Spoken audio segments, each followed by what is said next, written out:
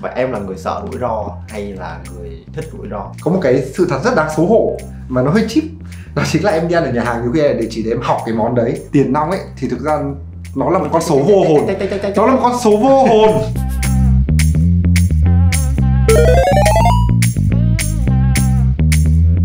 Xin chào, các bạn đang lắng nghe podcast The Money Date. Mình là chị Nguyễn, host của các bạn. Và trong cái buổi hẹn hò về tiền bạc ngày hôm nay thì ngồi kế bên mình có một vị khách mời rất là thú vị, đó là... Xin chào tất cả các bạn khán giả của Money Date. Mình là Dino đến từ kênh Dinology và mình cũng là hàng xóm của anh chị.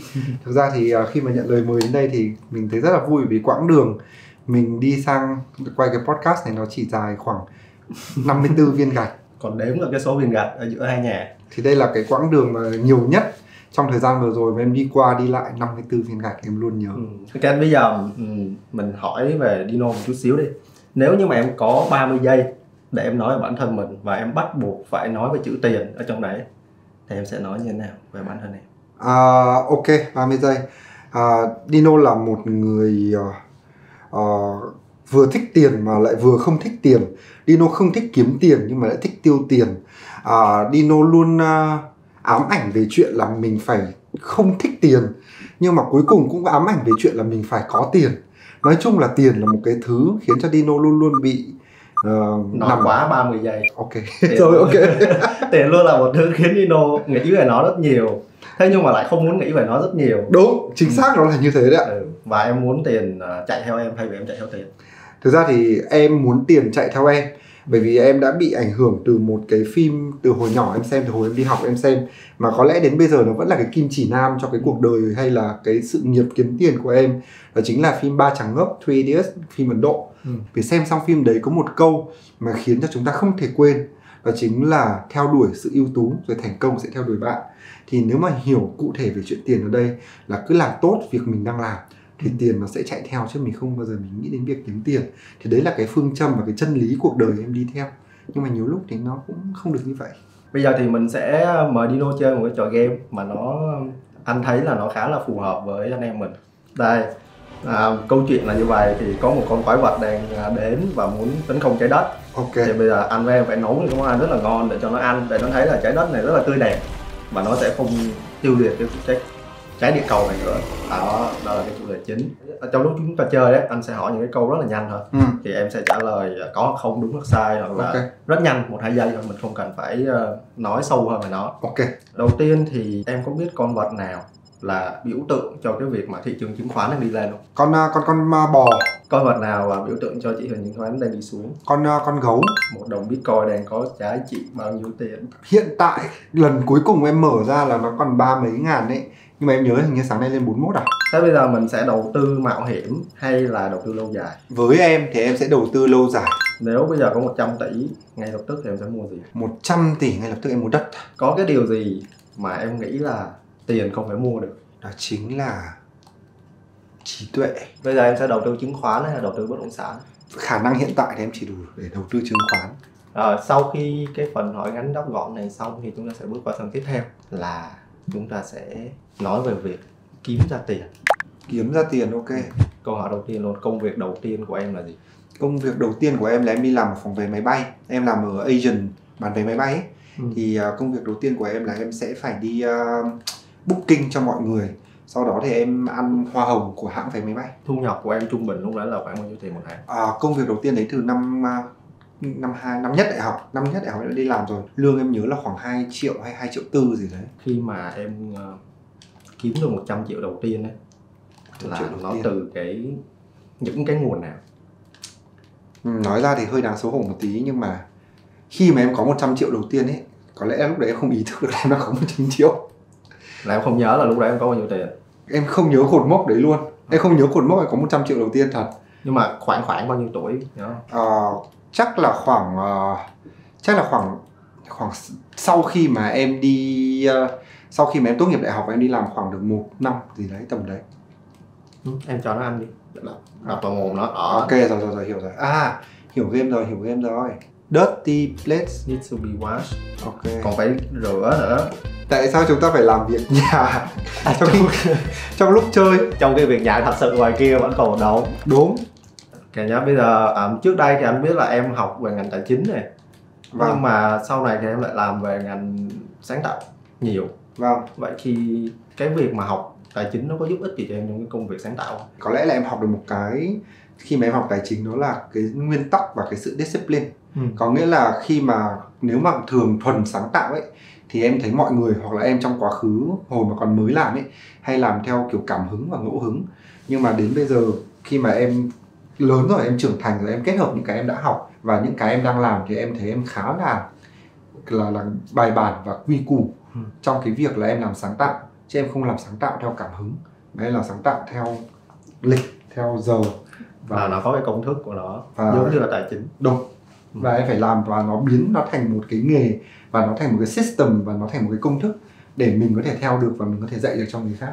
Nhưng mà anh nghĩ cái ngành quản trị kinh doanh nó cũng khá là hay, tại vì thật ra mình có thể sau khi mình học quản trị kinh doanh xong thì những cái kiến thức đó mình có thể áp dụng cho rất là nhiều cái ngành nghề khác trong cuộc sống. Ví dụ em muốn học marketing tiếp cũng được, em muốn học tiếp về tài chính cũng được. Đúng. Và khi mà em biết quản trị thì bất cứ công việc gì nó cũng sẽ rất là dễ dàng khi mà em có những cái cách giải quyết này, cái cách học về gọi là gì đó, nghiên cứu này, research này, rồi em hiểu về cái cách vận hành của một doanh nghiệp thì gần như là cái ngành nghề nào mình cũng có thể theo đuổi được sau khi mà mình đã học. Thì em đã nói với các bạn trẻ khi mà các bạn đang tìm cái ngành nghề cho mình trong tương lai ấy, thì nếu mà các bạn chưa biết mình muốn gì ấy, thì các bạn không nên học một cái gì đấy quá cụ thể mà hãy học một cái gì đấy nó tổng quát. Thì mình cần thêm thời gian để biết là mình giỏi cái gì và mình có thể làm cái gì. Thì đó chính là cái câu chuyện cuộc đời em khi mà em học quản trị kinh doanh xong.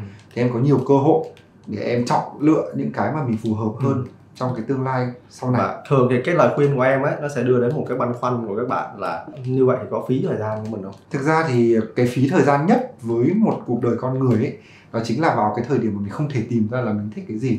Còn nếu mà mình đang trên cái con đường đấy thì em nghĩ nó không phải là một sự lãng phí. Bởi vì như hồi bé đi học ấy, mẹ em với cả thầy em hay nói cái gì? Học cái gì cũng được, không bổ ngang thì bổ dọc, đúng không? Đúng. Thì đi học thì không phí đâu. Với em là thế. Bây giờ em đang làm một cái công việc tự do thì những cái nguồn thu nhập của em nó đến từ đâu? Những nguồn thu nhập của em hiện tại đến thì thứ nhất là từ nội dung của em. Bởi vì em thấy rất là vui khi mà ở trên YouTube ấy, một cái nền tảng mà mọi người có thể tự kiếm tiền nhờ bằng những cái nội dung của mình. Tiếp đến là em có những cái tài trợ từ nhãn hàng ở trên nội dung của em. Sau đó thì em có những cái liên quan đến mặt hình ảnh, những công việc về hình ảnh, kiểu như khi mà các nhãn hàng họ cần endorse cho sản phẩm của họ. Thì đấy là những cái nguồn thu nhập của em hiện tại ở trên cái công việc em làm. Ngoài ra thì em cũng có một chút ít gì đấy liên quan đến đầu tư hoặc là những cái công việc bên ngoài. Vậy thì khi mà em có khá những cái nguồn tiền như thế, dạ, thì cái chắc chắn là em sẽ có những cái rủi ro, bởi vì nó không có cố định mà nó cũng không có một cái nguồn chính xác mỗi tháng là sẽ vào bao nhiêu tiền. đúng. Vậy trong những cái trường hợp mà ví dụ như có một cái gì đấy nó xui đi, nó có những cái rủi ro đi, thì em quản trị những cái rủi ro đó như thế nào?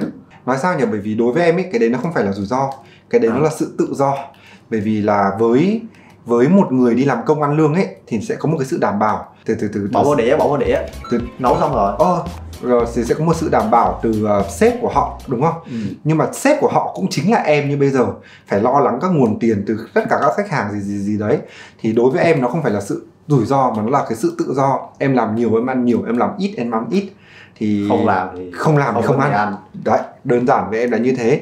Và cái sự rủi ro mà anh chị nói đến ở đây thì em cũng hiểu là một ngày nào đó khách hàng không book mình, một ngày nào đó nội dung của mình không được ai xem nữa, thì lúc đó là cái trách nhiệm của em thì như là một chủ doanh nghiệp khác thôi. Em phải tìm đổi mới mình, phải tìm một mô hình kinh doanh mới. Thì em nghĩ rằng là cái leadership của em nó sẵn có ấy. Nên là em cũng thời cơ đến thì em phải tự lo với những cái chuyện đấy. Tự nhiên cái đấy nó bị cháy, anh làm cháy đồ ăn rồi. Đây em bỏ vào đĩa nhá. Rồi hiểu rồi. Rồi bây giờ trước khi mình đến cái màn tiếp theo thì anh hỏi một câu nữa là trong tài khoản ngân hàng của em có bao nhiêu số 0? Nhỡ đâu nó không có số 0 nào thì sao? Tất cả nó đều là số lẻ. Thì nó chỉ là một câu hỏi bâng quơ thôi, em cứ đây bây giờ em sẽ mở điện thoại em ra xem chính xác là nó là bao nhiêu số 0 nhé. Chính xác là tài khoản ngân hàng của em không có số 0 nào hết. Nó có bao nhiêu số nên không biết nhớ, chắc là không có số 0. Cái câu hỏi về bao nhiêu số 0 này nó rất là thú vị, bởi vì mỗi vị khách mời đều có một cái cách trả lời khác nhau, và thường những câu trả lời đấy rất là thông minh. Rồi bây giờ sau khi mà mình kiếm tiền rồi mình sẽ đến cái phần mình tìm hiểu xem là em tiêu tiền như thế nào. Phần này em thích. Có một cái từ ngữ rất là phù hợp với cách tiêu tiền của Dino, đó là rất là xôi thịt. Khi mà em nấu ăn á thì những cái món ăn mà em nấu cho mọi người luôn luôn là những cái món ăn mà nó ngon nhất, nguyên liệu tốt nhất và nhiều thịt nhất. Rồi, ok. Thì quay lại cái câu chuyện về xôi thịt thì bây giờ khi mà tiêu tiền đó, em đã tiêu cái tháng lương đầu tiên của em như thế nào? Tháng lương đầu tiên của em ấy hả? Đấy rồi. Thật sự là nói ra không biết mọi người tin hay không, nhưng mà cái khái niệm về tiền của em nó khá là mơ hồ. Em nhớ rồi. Nhưng mà em nhớ là hồi nhỏ em có xem phim Hàn Quốc và người ta nói rằng là tháng lương đầu tiên ấy thì sẽ mua đồ lót cho người thân. Em nhớ là tháng lương đầu tiên em mua toàn bộ quần áo cho bố mẹ và em trai em, toàn là quần áo lót. Ok. Bởi vì đấy nó giống như là một cái tradition mà phim Hàn Quốc nó educate em từ cái thời đấy.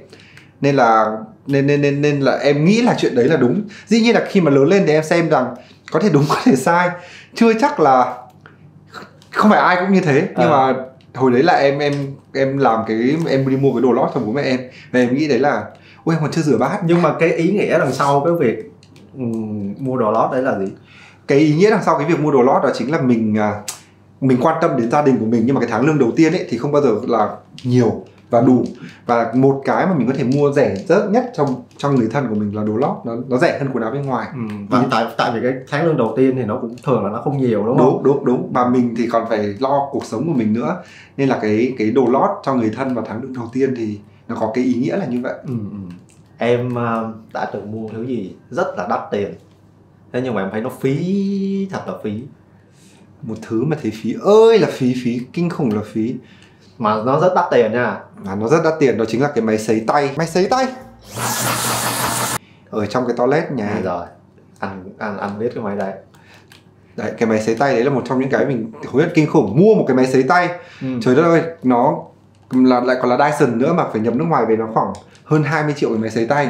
Và mình nghĩ rằng là cái toilet khách của em ấy thì sẽ là một cái nơi mà em rất là tự hào. Ai đến rồi cũng sẽ đánh răng rửa mặt rồi chụp hình selfie trong đấy, rồi đánh son tô phấn con gái, xong rồi sẽ cầm cái máy sấy tay, dùng cái máy sấy tay và thấy wow, máy sấy tay này nhanh nhất thế giới ở đây. And then là không ai dùng hết. Bây giờ ngược lại, thứ gì mà em thấy nó mua cũng đắt, thật là đắt, nhưng mà nó đáng hả? Đáng. Có lẽ là tất cả những cái thứ mà đắt và đáng mà em đã từng mua thì nó thuộc về mặt công nghệ ấy. Tại vì là em luôn nghĩ rằng là cái sự đầu tư về máy móc, và máy móc nó sẽ khiến cho công việc của mình nó trở nên dễ dàng hơn nhiều. Ban đầu ấy thì khi mà em sử dụng những cái máy đấy, mua những cái máy đấy em rất là tiếc tiền. Nhưng về sau khi mà em thành thạo sử dụng những cái máy đấy, máy tính đấy, máy ảnh đấy, cái đèn đấy, thì em thấy nó đáng, nó mang cho em những cái hard skill mà những người khác không có. Nên là em thấy đầu tư vào công nghệ là cái đầu tư không bao giờ. Ok, là mua đồ công nghệ lúc nào cũng đáng tiền hết. Đúng. Hiện tại ít nhất đến bây giờ đối với em nó là như thế. Nhưng mà Dyson cũng là một món đồ công nghệ. Không, nhưng mà Dyson là một món đồ công nghệ của nó gọi là hàng tiêu dùng. Còn đồ công nghệ ở đây em nói là công nghệ này là đồ công nghệ thông tin, nó liên quan đến công việc của em ấy. Rồi, là đầu tư vào công việc và liên quan đến công nghệ. Đúng. Là đắt bao nhiêu cũng thấy đáng. Đúng. Bây giờ là em chuẩn bị đón sinh nhật 30 tuổi. Bây giờ vẫn 29, khẳng định là vẫn 29, rồi. Chưa 30. Vậy 9 năm trước so với cái 29 tuổi thì cái cách em tiêu tiền nó đã khác đến như thế nào? Khi mà em nhỏ ấy thì em luôn luôn nghĩ rằng tất cả những cái cuộc sống của em là vay mượn. Em không thấy thoải mái khi em sống bằng tiền của mẹ em. Em không thấy thoải mái khi mà em đi học bằng tiền của bố mẹ em. Nên là hồi đấy em rất là tiết kiệm cho một cái tương lai tự do. Còn khi mà lớn lên em kiếm được nhiều tiền hơn, em cảm thấy tự do hơn. Vì nó là tiền của em. Và vì đó là tiền của em, và quan điểm của em rằng là em cũng rõ ràng là em chỉ sống có một lần trên đời này, nên là em thấy tự do và em tiêu tiền nó khác hơn được khoản đấy. Thì trong một tháng em tiêu vào cái gì nhiều nhất? Trong một tháng có lẽ là cơ bản là em tiêu vào ăn uống và đi lại là nhiều nhất. Thì mọi người biết là em rất là thích ăn uống và đam mê nấu nướng. Và với em khi mà em nấu nướng cái gì thì nó cũng là max option. Nhưng mà em làm ra xong em phát hiện ra một điều là hóa ra là cái chuyện mà em mua đồ, em làm đồ ăn ở nhà ấy, nó tiết kiệm hơn rất là nhiều so với cái việc là em ăn ở ngoài. Với là thường thì em chỉ mất khoảng 1/3 đến 1/4 chi phí để có những cái món tương tự so với cái việc là em ăn ở ngoài. Nên là nhiều khi ấy, mọi người thấy em nấu nướng hoành tráng ở nhà, mọi người nghĩ nó là một cái sự lãng phí, nhưng thực ra nó là một cái sự tiết kiệm. Bởi vì em mang lại một cái trải nghiệm tương tự ở ngoài hàng với giá chỉ có 1/3, 1/4 thôi. Có một cái sự thật rất đáng xấu hổ mà nó hơi cheap, đó chính là em đi ăn ở nhà hàng nhiều khi để chỉ để em học cái món đấy, xong về nhà em làm y hệt với số lượng gấp 10 lần và em ăn đến khi nào em ngán cái món đấy đi thôi. Kiểu có một lần em đi đến nhà hàng xong em ăn cái món gì nhỉ, quên mất rồi, quên, đại khái nó đắt. Xong rồi thế là về em học em làm lại, xong về nhà ăn ở nhà nhiều đến cái nỗi mà về sau em không bao giờ em ăn cái món đấy nữa vì em phát ngấy. Vì ở nhà em ăn quá nhiều, trong khi ở ngoài hàng thì nó là cao lương mỹ vị. Nhưng mà nếu như là em đi thì em sẽ chọn hưởng thụ cái số tiền của em, hay là em bỏ hết vào tiết kiệm để em chắc chắn là Dino 50 tuổi không chết đói? Em thì em không muốn thành một cái thằng kiểu giáo điều hay quất người này người kia, nhưng mà thực tế là em có một câu của Henry Ford em rất là mê. Đó chính là trước 30 tuổi ấy, thì đừng có tiết kiệm hoặc là dằn tằn tiện quá nhiều, mà hãy đầu tư cho bản thân. Bởi vì trước 30 tuổi ấy, mình còn phát triển rất là nhiều. Tất cả những cái khoản invest vào bản thân ấy, dù thế nào thì nó cũng sẽ có lợi ích. Nên là trước 30 tuổi thì em luôn luôn giữ một cái phương châm là em sẽ spend đến cái đồng tiền cuối cùng của em, nếu mà em có cơ hội để làm cho cái trải nghiệm và cái cuộc sống của em trở nên nó giàu có hơn. Thì đấy là từ cho đến bây giờ thì nó vẫn là như vậy đó. Còn sau 30 tuổi thì em sẽ có một cái plan nó dài hơn. Bởi vì đến lúc đấy thì em biết rằng là nhất là cái nghề hiện tại của em đang làm nó không phải là mãi mãi, và em cần phải có một cái kế hoạch dài hơi hơn cho một cái bước tiếp theo trong sự nghiệp của em. Bây giờ chúng ta đến cái phần mà nó sau mốc tuổi 30 là chúng ta tích lũy và đầu tư. Phần thứ 3 của cái buổi chơi game ngày hôm nay. Mà mình thì nó rất căng thẳng. Cái game càng ngày càng khó. Bây giờ em sắp đạt mốc 30 và anh nghĩ là em bắt đầu có những cái khoản tiết kiệm của mình rồi. Thì trong cái hành trình tiết kiệm đó, em thấy có những cái tip nào mà em rút ra được mà em thấy nó đáng giá? Hành trình tiết kiệm. Ok, thực ra về khả năng về tiết kiệm tiền ấy thì em hay có một cái là bởi vì tiền nong ấy, nhiều khi với mình ấy nó là một cái thứ cảm giác thôi ấy. Với khi mà mình nghĩ rằng là mình đang tiêu nhiều tiền quá, nhưng thực ra nó chỉ là cái cảm giác của mình thôi. Mà thực tế là mình không có tiêu nhiều tiền trong cái tiền mà mình đang kiếm và đang có. Hoặc mình nghĩ rằng là mình tiết kiệm không đủ, nhưng mà thực ra là mình đã tiết kiệm đến quá nhiều cái phần tiền mà mình đang kiếm được rồi. Nên là mình phải tách bạch được câu chuyện rằng là về tiền nong ấy thì hãy bỏ cái cảm giác, cái cảm xúc về nó ấy. Bởi vì tiền nong ấy thì thực ra nó là một con số vô hồn. Nó là một con số vô hồn. Đấy, với em tiền nong là một con số vô hồn. Nên là khi mà em trong quá trình em tiết kiệm tiền ấy thì em chỉ đơn giản là em bỏ nó vào một tài khoản ngân hàng và em quên nó đi, thì đấy là cái cách dễ nhất để em có thể tiết kiệm tiền. Khi mà em đang tiết kiệm rồi thì chắc chắn là em sẽ có đầu tư. Thì những cái khoản mà em đầu tư vào là những cái khoản nào? Ví dụ là bất động sản, tiền số hay là chứng khoán, em phải liệt kê ra. Thực ra thì bất động sản thì em chưa đầu tư nhé, bởi vì là cái bất động sản đầu tiên mà em mua và em sở hữu đó chính là cái nhà em đang ở. Đó cũng là đầu tư rồi. Thì hiện tại thì em có đầu tư một chút tiền crypto nhưng mà lúc lời lúc lỗ, nói chung là nó cũng càng đầu tư nó càng cho em một cảm giác, đó chính là hãy dành thời gian để làm việc mình đang làm. Là có nghĩa là nó cũng đang không được vui lắm. Và kể cả là nó có trong giai đoạn vui nhất ấy, thì em nghĩ rằng cái công sức và cái thời gian mà em bỏ ra để được một cái đồng lãi đấy, nó thời gian đấy em đi làm việc em đang làm ra được nhiều tiền hơn, hiệu quả hơn, và em cảm thấy tốt hơn về bản thân em. Và em là người sợ rủi ro hay là người thích rủi ro? Em hay gọi em là một người có quán tính lớn, có nghĩa là em giống như một người xe lu. Để di chuyển cho các em ấy thì khó, nhưng mà một khi đã lăn qua đấy rồi thì không ai dừng em lại được hết. Rồi, thì một cách tượng hình hơn thì anh tưởng tượng là như vậy. Đây là một cái dốc, và khi mà bình thường thì nó hơi nhích ra một tí như này, vậy là cái xe lu em phải đẩy lên cái dốc này rất khó. Nhưng mà khi em đến cái đỉnh này rồi và em vượt qua cái ngưỡng rồi thì em sẽ trượt dài xuống cái thoải đấy, và cái điểm đấy nó sẽ biến em từ một thằng hèn thành một thằng làm mọi thứ để đạt được cái mục tiêu của mình. Thì người ta có một cái câu là shoot and forget, có nghĩa là mình cứ đặt vào xong rồi sau đấy mình quên luôn, nhiều năm sau mình mới mở ra. Thì em có cân nhắc cái chuyện đấy không? Thực ra thì hiện tại là em đang làm như thế đó. Bởi vì sau một thời gian vài tháng đầu tư crypto lên lên xuống, tâm trạng của mình đi theo những cái chuyện đấy thì bây giờ em forget, và em nghĩ rằng là nó giống như việc là bây giờ em bỏ vào đấy. Bình thường là em đi mua một cái món đồ xa xỉ gì đấy, mua một cái máy tính 50 triệu, 100 triệu.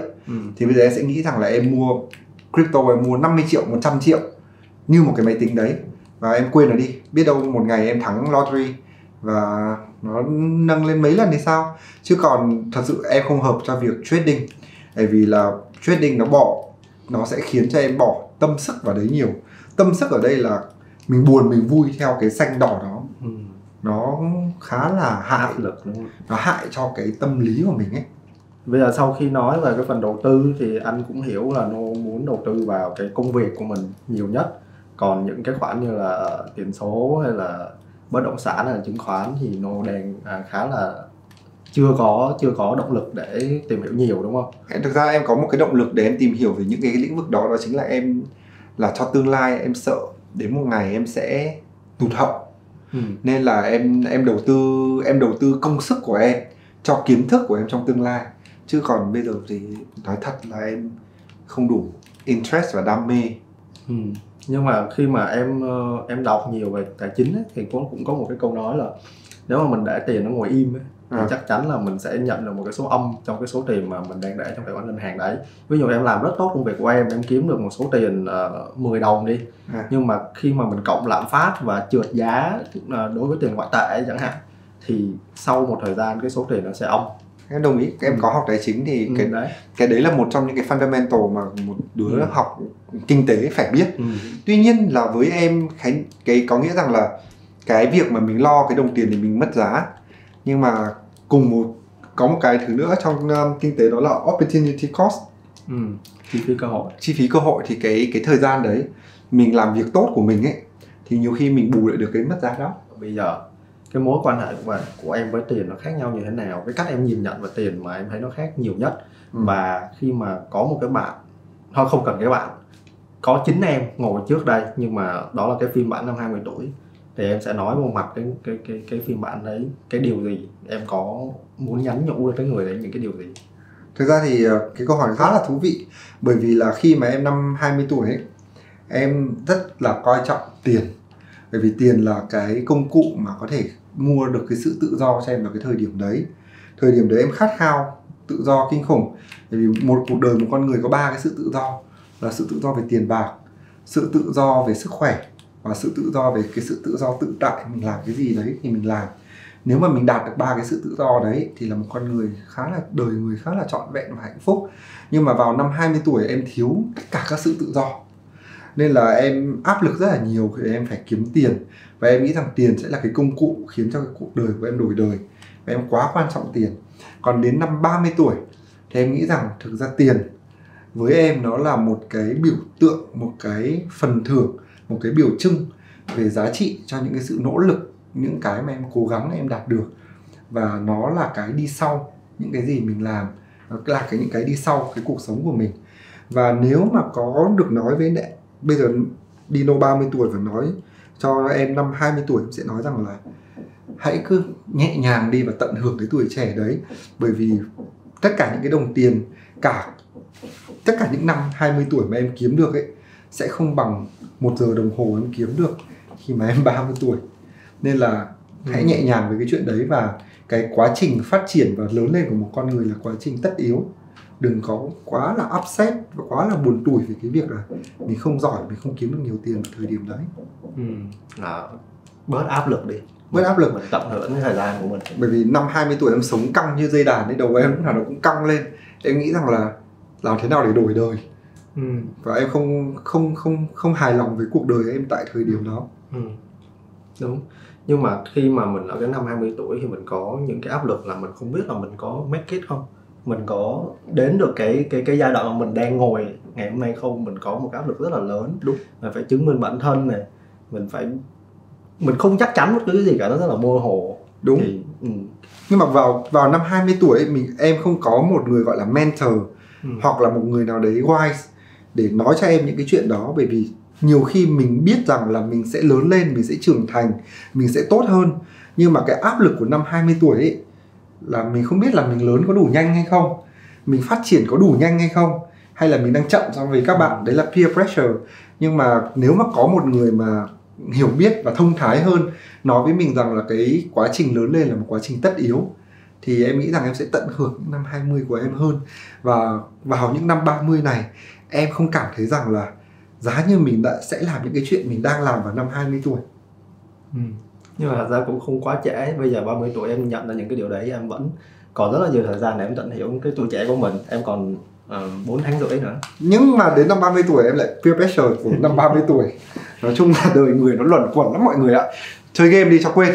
Tại vì thật ra là mình cũng đã gần như là mình cũng đã bước qua hết tất cả những cái câu hỏi và những cái phần của The Money Date, cái buổi hẹn hò về tiền bạc ngày hôm nay. Thì anh thấy khá là vui khi mà có những cái góc nhìn của Dino và anh cũng hiểu những cái câu chuyện của em hơn.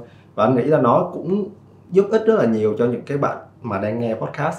Bởi vì khi mà chúng ta có nhiều cái câu chuyện để mình tham khảo này, những cái ví dụ này, những cái góc nhìn của người khác, và chúng ta hiểu hơn về cái thế giới tài chính trong một cái case study của người khác, thì chúng ta sẽ tự tin hơn. Chúng ta có nhiều cái để chúng ta so sánh, chúng ta có một cái hệ quy chiếu, và từ đó chúng ta sẽ có những cái quyết định tốt hơn trên cái hành trình tài chính của bản thân mình. Và ngày hôm nay thì anh cũng thích cái chia sẻ cuối của Dino, đó là nhiều khi mình nên tận hưởng tuổi trẻ nhiều hơn và bớt cái áp lực đi. Bởi vì mọi việc rồi nó cũng sẽ ổn thôi. Rồi thì mình cũng sẽ đến một cái giai đoạn mà mình muốn luôn hướng bản thân tới nếu mà mình đủ cố gắng. Đúng. Và quá trình trưởng thành là một quá trình tất yếu, và ai cũng sẽ lớn lên thôi. Đừng có nôn nóng với quá trình đấy. Anh không muốn lớn lên lắm, anh muốn ngồi chơi game. Rất là cảm ơn Dino hôm nay đã đến đây. Anh cảm thấy là cái cuộc nói chuyện này nó rất là vui. Cảm ơn mọi người đã theo dõi và thưởng thức cuộc trò chuyện của mình với anh chị. Và tiền nong sẽ là một cái mình sẽ nghĩ mình sẽ còn khổ sở và vật lộn với nó nhiều trong thời gian tới. Nhưng mà rồi một ngày nào đó mình sẽ đạt được một cái mục tiêu của mình, đó chính là tách bạch tình cảm của mình ra khỏi tiền nong. Cảm ơn mọi người.